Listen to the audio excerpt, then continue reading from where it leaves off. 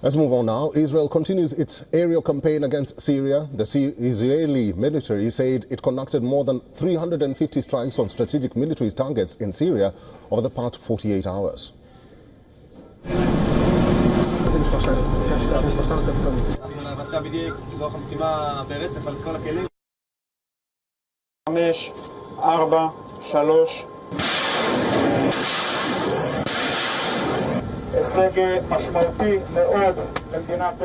The targets included 15 naval vessels, anti-aircraft barriers and manufacturing sites in several cities. The Israeli military released several videos it claimed showed strikes on Syria, including the port of Latakia.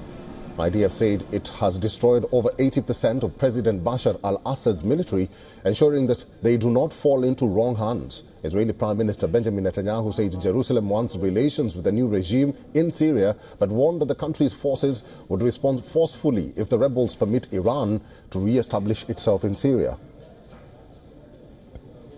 If this regime allows Iran to re-establish itself in Syria, or allows the transfer of Iranian weapons or any other weapons to Hezbollah or attacks us, we will respond forcefully and we will exact a heavy price from it.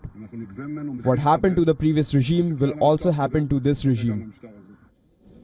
Israel acknowledged pushing into a buffer zone inside Syria following the overthrow of President Bashar al-Assad. But it remained unclear if its soldiers had gone beyond the area which was established through the 1974 deal between the two countries. Jerusalem, however, has denied advancing on Damascus. Meanwhile, the United Nations has cleared that it is against any violation of the territorial integrity of Syria. We're against these types of attacks. I think this is a turning point for Syria. It should not be used by its neighbors to encroach on the territory of Syria.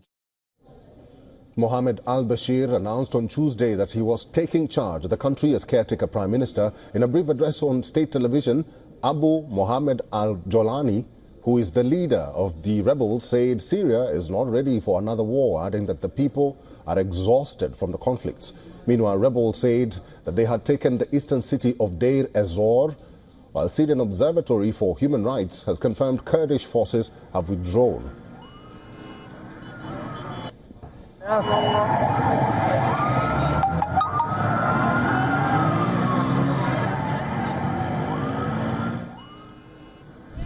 The War Monitor says the fighting between Turkish-backed and Kurdish-led forces in northern Syria has left 218 people dead in just 3 days.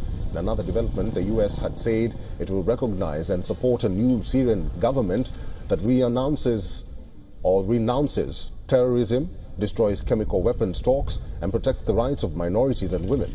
This is after US Secretary of State Antony Blinken spoke about the situation in Syria with counterparts from Jordan, the United Arab Emirates, Qatar, and Egypt. State Department spokesperson said that the Hayat Tahrir al-Sham, or the HTS, was using the right words, but the US would judge by its actions. However, the country has maintained that it does not want to give ISIS an opportunity to exploit what's going on in Syria. As the situation continues to be volatile, India on Tuesday evacuated 75 Indian nationals from Syria. India's Ministry of External Affairs said that all evacuees have safely crossed over to Lebanon and would return by available commercial flights to India. For all the latest news, download the WION app and subscribe to our YouTube channel.